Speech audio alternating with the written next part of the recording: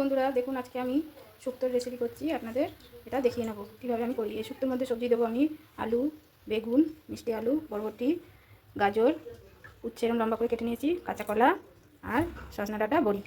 এই দিয়ে আমি শুক্তোটা করবো। দেখতে থাকুন তাহলে। দেখুন কড়াটা আমার গরম হয়ে গেছে, এবার তেল দিয়ে নেবো, দিয়ে আমি বড়িটা ভেজে নেবো। বড়িগুলো আমি এবারে ভেজে নেবো।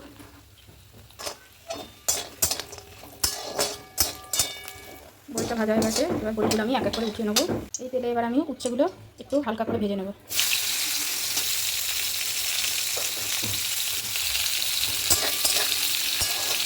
অল্প একটু নুন দেবো, দিয়ে হালকা করে উচ্ছেগুলো ভেজে নেবো। দেখুন উচ্ছেগুলো আমি এইভাবে ভেজে নিয়েছি, বেশি লাল করে ভাজবো না, হালকা করে ভাজবো। এবার আমি উচ্ছেগুলো এক একে উঠিয়ে নেবো।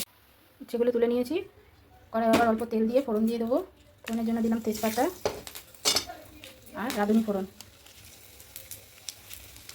অল্প করে রাঁধুনি ফোড়ন দিলাম আমি।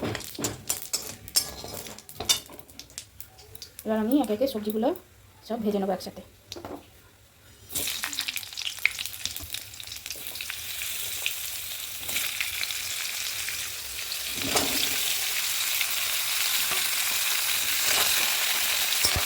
এখন আমি শুক্তোর জন্য মশলা রেডি করে নেবো। প্রথমে দেবো সর্ষে, তারপরে দেবো পোস্ত, তারপরে দেবো অল্প একটু চালমগজ, আর দেবো আদা আর রাঁধুনি। এগুলো সব আমি একসাথে পেস্ট করে নেবো। দেখুন সবজিগুলো আমার ভালো করে লাল করে ভাজা হয়ে গেছে।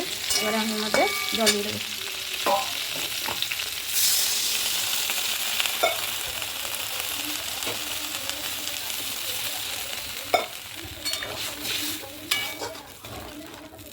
এবার ফুটবে, তারপর আমি মশলাটা পেস্ট করে দেবো। এখন মশলাটা আমি পেস্ট করে নিয়েছি এই যে এইভাবে। আর এদিকে আমার শুক্তোটা ফুটে গেছে, এবার আমি এর মধ্যে মশলাটা ঢেলে দেবো।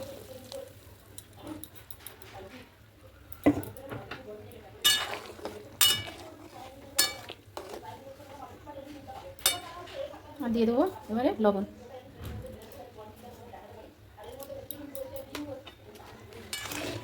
আমি এতে কোনো হলুদ দেবো না, হলুদ ছাড়াই করবো। দেখুন শুক্তোর ঝোলটা আমার ভালো করে ফুটছে। এবার আমি এর মধ্যে এই যেদিকে উচ্ছে ডাঁটা আর বড়িটা আমি এর মধ্যে দিয়ে দেবো।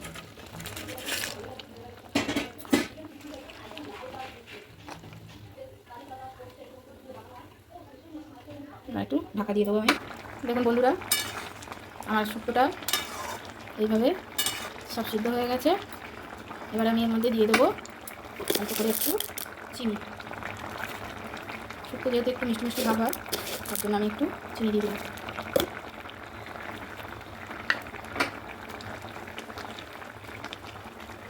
আর দেবো এই যে এক বাটি দুধ। দুধটা আমি ফুটিয়ে ঠান্ডা করে রেখেছি, এটা আমি দিয়ে নেবো। আর একটু ফুটবে, একটু গাঢ় হয়ে গেলে আমি তারপর নামিয়ে নেবো। দেখুন শুক্তোটা আমার রেডি, শুক্তো আমার হয়ে গেছে। এবার আমি গ্যাসটা বন্ধ করে দেবো। আমি আর এতে ঘি দিচ্ছি না, আপনারা পারলে ঘি দিয়ে দেবেন, শুক্তো তো ঘি দিয়ে তো খায়। দেখুন বন্ধুরা, এই যে আজকে আমার শুক্তো কমপ্লিট। এইভাবে রান্না করলাম আমি। আপনারা তো দেখেছেন অবশ্যই। রেসিপিটা কেমন লাগলো অবশ্যই আমাকে কমেন্ট করে জানাবেন, আর লাইক শেয়ার করবেন, আর আপনারাও রান্না করে খেয়ে দেখবেন।